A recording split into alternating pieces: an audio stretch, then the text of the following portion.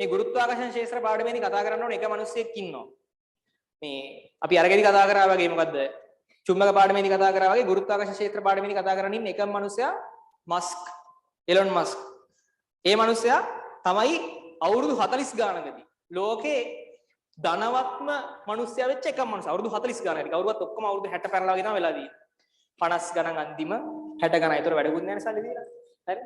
කොහොම මැරෙන එකනේ. ඒතකොට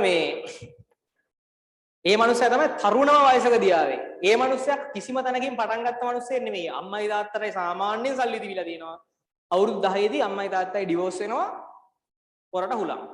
හරිද? එතනින් පස්සේ කෙලවෙච්ච පාර ඉංජිනේරින් ෆිසික්ස් ඩිග්‍රියක් හදාරන්න කොහොම හරි මාන්සිලා ගිහිල්ලා තියෙනවා. එතනින් පස්සේ ජොබ් එකකුත් නැහැ. ජොබ් වලට ගන්නෙත් නැහැ. ඕම මේ ඩිග්‍රිය කලින් කම්ප්ලීට් කරලත් නැහැ. ඕම වැලේ වැල් නැති වෙලා ගිහින් තියෙනවා. හරිද? ඒ මනුස්සයා තමයි ලෝකේ හිටපු කියන්නේ දැන් ලෝකේ ඉන්න අඩුම වයසකින් ආපු ෆස්ට් ජෙනරේෂන් බෝසතෙක් කියන්නේ කවුද? අම්මලා තාත්තලාට සල්ලි නැතුව මනුස්සයා තමයි මහන්සි වෙලා ඉන්නේ. ඒ මනුස්සයා කරපු ඒවා අසාර්ථක වෙච්ච විදිහ ඔයාලා නිකන් හොයලා බැලුවොත් එහෙම ඒ මනුස්සයා මුලින් හදනවා දැන් ලෝකේ කම්පියුටර් කියන එක පටන් ගනිද්දි ඒ මනුස්සයා මුලින්ම හදනවා කම්පියුටර් ගැන දැනුවත් කිරීමට පත්තර වලට අරවර මේවට ලිපි ලියන කම්පැනියක්. يعني කම්පියුටර් සම්බන්ධව දැනුම සමාජගත කිරීමට. ඒක නැගලා ගිහිල්ලා ඒක කඩාගෙන වැටෙනවා අන්තිමේදී. ඊට පස්සේ මිනිස්සු හදනවා PayPal එක. PayPal එක නැගලා යනවා. දැන් ඔයාලා හිතන්නේ PayPal එක නැගලා යනවා කියලා. PayPal කියලා ඔන්ලයින් ගෙවන මොකද දන්නවනේ PayPal කියලා එකක් තියෙනවා කියලා ඔන්ලයින් බැංකින් සිස්ටම් එක. හදලා ඒක නැගලම ගියපු ඒක මුලින්ම එයා ඉන්නකොට ඒක ලෝකේ ඉන්න අසාර්ථක කම්පැනි 20 ලිස්ට් වෙනවා. ඊට පස්සේ මිනිහගේ පොඩි කාලේ ඉඳන් ටාගට් එක දීලා තියෙන අඟහරු වල ජනාවාස පිට ගන්න. දැන් අපේ ටාගට් තියෙන්නේ මොනවද? බයික් එකක් ගන්න. හරි හොඳ බයික් එකක් අරගෙන ගෑල්ලා මේ පිටිපස්සේ තියාගෙන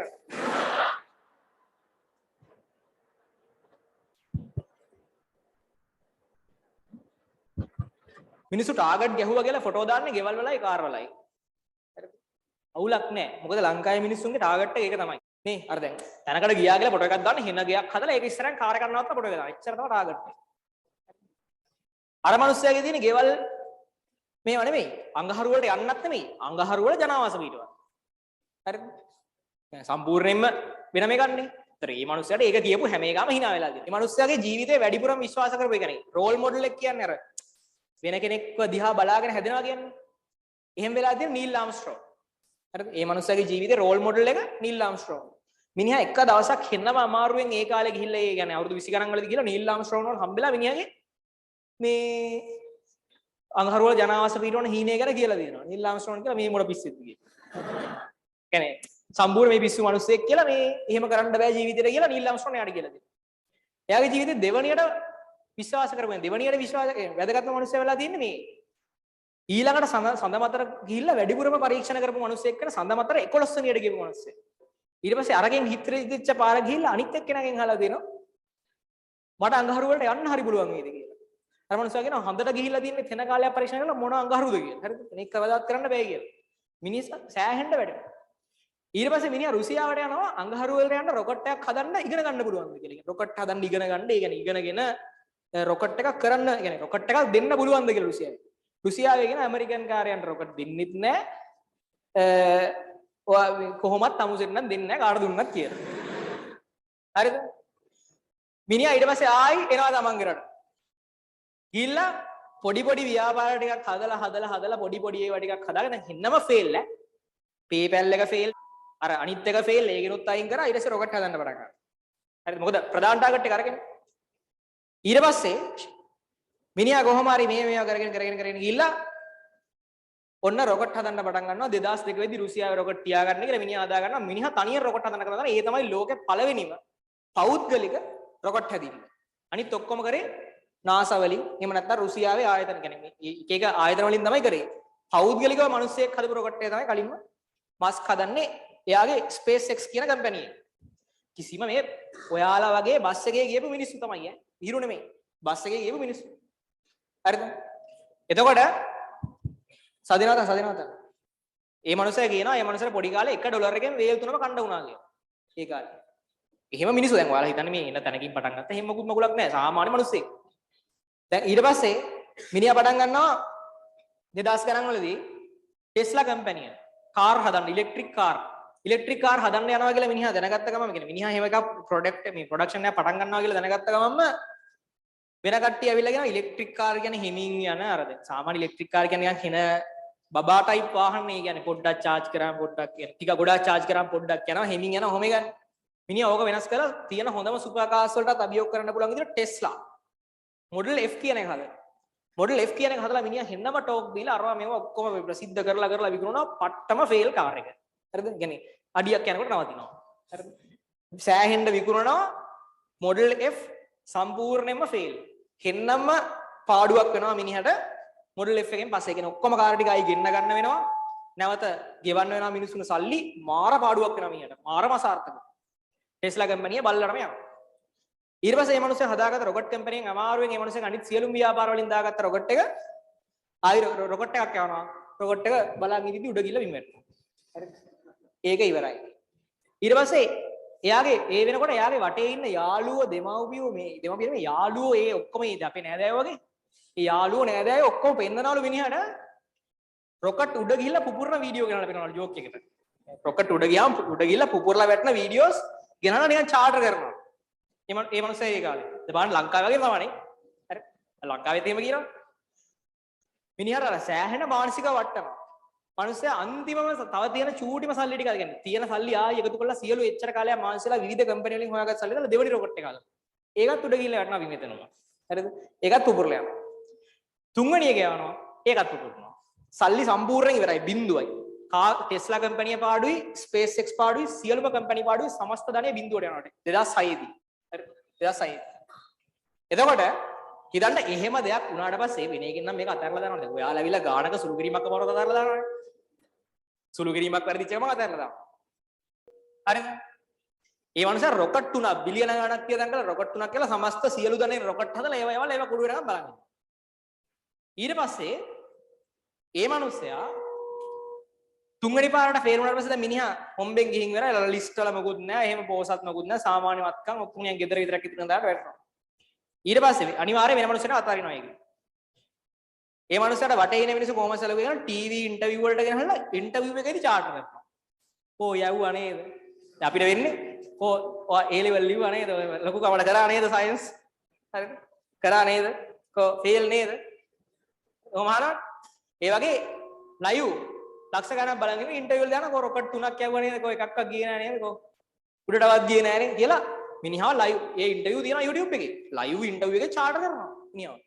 කෙලින්ම මේ රොකට් යවුවට ඕවා කරන්න බෑ. ඔහොම ඕවා NASA වගේ හොඳ ආයතන තියෙනවා. ඕගලන්ට පුළුවන් ද ඕවා කරන්න කියලා කියනවා. අපිත් කියන්නේ උඹලා ගාමන් කියන නැති කියලා. ඒ වගේ. මනුස්සයා කියන්නේ අර ඉන්ටර්විව් එකේ මිනිහව චාට් කරාට පස්සේ මේ මනුස්සයා කියන්නේ අසාර්ථකත්වයේ ජීවත් වෙනවට වඩා මම මැරෙනවා හොඳයි. ඒ නිසා මම මැරිලා නැති හින්දා මන් දිගින් දිගටම try කරනවා. එච්චරයි. මැරිලා නැති හින්දා මන් දිගින් දිගටම try කරනවා. එච්චරයි. හරිද? අසාර්ථකත්වයේ පසුතැවීමෙන් ජීවත් වෙනවට වඩා try කරලා කොහොම හරි දිනනක වටිනවා. කිව්වට පස්සේ මේ මිනිහා අන්තිමටම කලින්ම කරන්නේ මේ ස්පේස් එක්ස් එක හදන්න කලින් මිනිහා අන්තිමටම මිනිහා ඉංජිනේර කියන්නේ මිනිහා ඉගෙන දෙන්නේ ඉංජිනේරින් ඉන් ෆිසික්ස් මිනිහාගේ දරුවෝ පාවිච්චි කරලා ප්‍රධාන වශයෙන් ටෙස්ලා එක නැවත ගොඩනගනවා ටෙස්ලා මොඩල් S කියලා කාර් එකක් හදනවා පොඩියටම හදලා එක දෙකක් විකුණ ගන්නවා අමාරුයි දැන් බල්ලටම ගිහිල්ලා නැතිනේ මේක කලින් තිබිච්ච ප්‍රශ්නෙත් එක්ක කවුරුවත් ගන්න නැහැ ටෙස්ලා මොඩල් S එක හදනවා 2007-8 වෙද්දි මොඩල් S කියන කාර් එක හොඳටම වැඩ කරනවා දැන් අද ප්‍රධාන ප්‍රසිද්ධම ටෙස්ලා තමයි මොඩල් S කියන එක මොඩල් S එක හොඳට වැඩ කරනවා ඒකෙන් මිනිහාගේ කාර් කම්පැනි ආයෙ නැගලා යනවා ඒ සල්ලි දාලා ආයි හදන රොකට් එකක් හරිද ඒ සල්ලි දාලා දැන් බලන්න වෙන්නේ ඒකෙන් නම් දැන් රොකට් 3ක් හදලා තුනටම කෙලවෙලා දීරි දැන් ගෙදරිනුත් බයිනොත් ආයෙ රොකට් එකක් යවුවොත් මොකයි වෙන්නේ කියලා හරිද මිනිහා දැන් තුනටම අප්සෙට් ගිහිලා තියෙද්දි මිනිහා ආයෙසරක් ටෙස්ලා කම්පැනි හදා ගන්නවා ටෙස්ලා එක හැදිලා එන සල්ලි වලින් ටෙස්ලා මොඩල් S එක සාර්ථක වෙනවා F එක අසාර්ථකයි F එක මාරම අසාර්ථකයි තිනුත් පාඩු වෙලා කුඩු වෙලාම යන කේස් එක F එක පටන් ගත්තා ඊට පස්සේ මේ මොඩල් S එක හදනවා ඒක විකුණලා එන සල්ලි වලින් මිනිහා SpaceX කම්පැනි ඒ කියන්නේ රොකට් හදන කම්පැනි තවනක් ගලලා අරගෙන අන්තිමටම දැන් 2006 දිත් මිනිහා හොම්බෙන් ගිහින් තියන්නේ 7 8 ඔන්න ඔය ටික කියන එක ලැබිලා 2010 11 ආයි පරීක්ෂණ කරලා මිනිහම මැදිහත් වෙලා මිනිහා ඒකේ SpaceX කම්පැනියේ චීෆ් ඉංජිනේර් කම මිනිහම ගන්නවා වෙන කට්ටිය දදා ඉන්නලා මිනිහම අරගෙන රෑ දවල් නැති වෙන්න වැඩ කරලා එක දිගට දවස් 7ක් නිදි මරාගෙන ඔහොම වැඩ කරලා මිනිහා 2015 වෙනකොට සාර්ථකව යනවා රොකට් එකක් පළවෙනි වතාවට. හතරවෙනි රොකට් එක බිලියන ගාණක් විනාශ වෙලා තියෙන සාර්ථකව හදනවා. ඒකෙන් පස්සේ ලෝකෙ වටේ මිනිස්සු යාට ඉන්වෙස්ට් කරනවා මේ වැඩේට. ඒකෙන් පස්සේ යා ඉන්වෙස්ට් කරනවා ලෝකෙ වටේ මිනිස්සු මෙයාගේ වැඩේට 2015 තමයි යා සාර්ථක වෙන කලින්ම රොකට් එකක් කරලා. ඊට පස්සේ ඒ සල්ලි වලින් එන සල්ලි වලින් එයා වටේ පිටේ හතර වටේ මේව ගන්නවා. දැන් නම් නිකන් දැක්කත් Twitter එක වගේවත් ගන්නවා. හරිද? දැන් Twitter එකත් අන්තිමට අරන් තියනවා යා. ඔන්න ඔහොමයි මේ මනුස්සයා කතාව තියෙන්නේ. මේ මනුස්සයා කතාවට මේ මනුස්සයා තමයි මම දැකලා තියෙන දැනට ව්‍යාපාරවල වැඩිපුරම කෙලවෙච්ච මනුස්සයා. ඒත් අවුරුදු 40 වෙනකොට 40 ගාණක් වෙනකොට ලෝකේ පළවෙනිය වෙලා ඉවරයි. හරිද? එතකොට වැඩිපුරම කෙලවෙච්ච මනුස්සයා බිඳුවෙන් පටන් අරන් මේ මනුස්සයාගේ අර අවසාන වශයෙන් මේ මනුස්සයා කතාවෙන් ගන්න දේවල් මේ මනුස්සයා කියනවා මේ මනුස්සයාගේ කතාව ඔක්කොම දීර්ඝව විශ්ලේෂණය කරන්න නැතුව ගන්න දේවල් මෙන්න මෙච්චරක් තියෙනවා කියලා. මේ මනුස්සයා කියන්නේ කවදාවත් අතාරින්න එපා. පළවෙනි එක. දේවල් 10ක් විතර තියෙනවා මම නිකන් සාමාන්‍යයෙන් කවදාවත් අතාරින්න එපා. ඒක මේ මනුස්සයා ජීවිතේ ඕන තරම් දකින්න පුළුවන් අපිට. දෙවෙනි එක පොඩි මිනිස්සුන්ව ගාව ගන්න එපා. පොඩි මිනිස්සුන්ව ගාව ගන්න එපා කියන්නේ පොඩි හීන තියෙන මිනිස්සුන්ව. දැන් ඕන තරම් ඕගලන්ට කියනවනේ ඕක අතහැරලා ආට් කරගත්තා නම් හරි. ගාමන් ගියා නම් හරි මොකක් හරි කෝස් එකක් කරගත්තා නම් අර අපේ පුතා වගේ රජේ පියන් රස්සාවක් හරි ගන්න තිබ්බා. කොහොම කියන ඉන්නවනේ. රජේ රස්සාවකට යන දැන් මටත් කියලා දෙනවා. හරිද මටත් කියලා දෙනවා ඕක අතහැරලා රජේ රස්සාවක් කරගත්තා නම් හොඳයි. හරිද. පටන් ගන්නකොට මටත් කියලා දෙනවා සෑහෙන. එතකොට මේ ඒ වගේ පොඩි හීන තියෙන පොඩි පරාසයක දකින්න මිනිස්සුන්ව ලං කරගන්න එපා කියලා කියනවා. පොඩි පරාසයක් දකින්න මිනිස්සුන්ව ලං කරගන්න එපා කියලා කියනවා. මේ මිනිස්සුගේ කතාව විශ්වාස කරන්න ගියොත් අපිට අපි ගැන අවිශ්වාසය ඇති වෙනවා. අපි ටික ටික ඩවුන් වෙනවා. අපි ගැන අවිශ්වාසයක් ඇති වෙනවා ටික ටික. හරිද? ඊට පස්සේ මේ මනුස්සයා කියනවා මොකක් හරි වැඩක් පටන් ගත්තාම නිවාඩු ගන්න නැතුව නිවාඩු ගැන හිතන්නේ නැතුව එක දිගට වැඩ කරන්න කියලා. මේ මනුස්සයා අර කෙලවෙලා ඉන්න කාලේ මේ මනුස්සයා එක කම්පියුටරයක් විතරක් තියාගෙන ඉගෙන. මේ මනුස්සයා PayPal එකෙන් පටන් ගන්න කාලේ PayPal එකේ يعني ඒක රන් වෙන්න උදේ ඉඳන් හවස වෙනකන් කම්පියුටරේ ඔන්න එකේ තියනවලු. ඒක අප්ඩේට් කරලා ඒ බෑක් එන්ඩ් එකේ කියන්නේ තමන් කරන වැඩ ටික කරගන්න රෑ ඉඳන් එළි වෙනකන් හැරගෙන ඉන්නවා. ඒ විදිහට එක දිගට මාස ගණන් ඇහැරලා කට්ට කාගෙන එක පුටුවක් පුට්ට වෙලා වැඩ කරලා දිනවා කියලා තමයි මනුස්සයා කියන්නේ. වැඩකට ටාගට් එකකට පටන් ගත්තාට පස්සේ ඒක ඉවර වෙනකන් එක දිගට කාගෙන යන්න ඕනේ. තමන්ගේ ටාගට් එක ගහනකම්. එක දිගට කාගෙන යන්න ඕනේ. වැඩේ අතාරින්න එපා කියනවා. එක දිගට කාගෙන යන්න කියලා කියනවා. පොඩි මිනිස්සු කියන කතන්දර විශ්වාස කරන්න එපා කියලා කියනවා.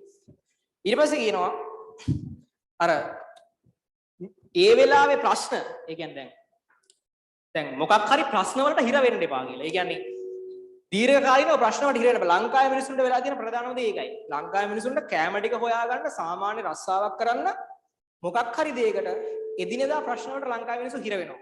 එතකොට ගන්න පඩිය එහෙම්ම මේ ප්‍රශ්න ටිකට වාහනේ මේ ෆී මොකද්ද ලීසින් එක ගෙවන්න කැම ටික ගන්න මේ වැඩ ටිකට අර වැඩ ටිකට කියලා එදිනෙදා සල්ලි ටික එදිනෙදා ඉවර වෙනවා.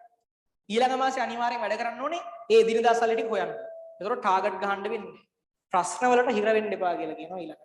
ඒ කියන්නේ ප්‍රශ්න වලට දීර්ඝකාලීනව හිර වෙන්න එපා. ඒ වෙලාවේ එන ප්‍රශ්න තමන් ඒ කියන්නේ දැන් තමන්ට මේ ටාගට් එකට යනකොට එන ප්‍රශ්නයක් නම් ඒක ඒ වෙලාවේ විසඳගෙන හිමීරෙමිලි ඉස්සරහට යන්න කියලා කියනවා. ඔය කියන්නේ සාමාන්‍යයෙන් පොඩිම මට්ටමක ඉඳන් අම්මයි තාත්තයිත් නැතුව අම්මයි තාත්තයි ඩිවෝස් වෙලා මිනිහට කරගන්න දෙයක් නැතුව ලෝකේ පළවෙනිය වෙනකන් ආපු මිනිස්සෙක්ගේ කතාව. ඒක ඔයාලත් හරියට තමන් ගැන විශ්වාස කරනද? මේ මිනිස්සයාට තිබ්බේ මේ මිනිස්සයා විශ්වාස කරේ. මේ මිනිස්සයා කතන්දරෙන් ගන්න දේවල් ගොඩක් තියෙනවා. හේතුව මේ මිනිස්සයා ෆස්ට් ජෙනරේෂන්. ඒ කියන්නේ වෙන කාගෙන්වත් උදව්වකින් ආපු මිනිස්සෙක් නෙමෙයි. සහ අඩුම වයසකින් ලෝකේ පළවෙනියට ආපු මිනිස්සයා. හරිද? මිනිසුන්ගේ කතාව වලින් ජීවිතේට ගන්න දේවල් තියෙනවා. ඒ නිසා ගන්න ඕනේ වරගෙන තමන්ගේ වැදගත්ම දේ මට කියන්න තියෙන වැදගත්ම දේ. ඔයාලා මොකක් හරි වැඩක් කරද්දී නම් පළවෙනියම ධනාත්මකව හිතන්න ඕනේ. හරිද? මේක කෙරෙන්නේ බෑ. ගොඩක් තියෙනවා. තව පිටු 60ක් විතර පාඩම් කරන්න තියෙනවා. ඍණාත්මක භාවයකට ගියපු ගමන් ඉවරයි වැඩේ. කරන්න බෑ මේ කාලෙන් කරන්න පුළුවන් වෙයිද? මේ ටික බලා ගන්න පුළුවන් වෙයිද? මේ ටික කරගන්න පුළුවන් වෙයිද? ඔයාලගේ හිතට ඍණාත්මක සිතුවිල්ලක් ආපු ගමන් කතන්දරේ ඉවරයි. එච්චරයි. ඍණාත්මක සිතුවිල්ලක් ආවම වැඩේ කරන්න බෑ.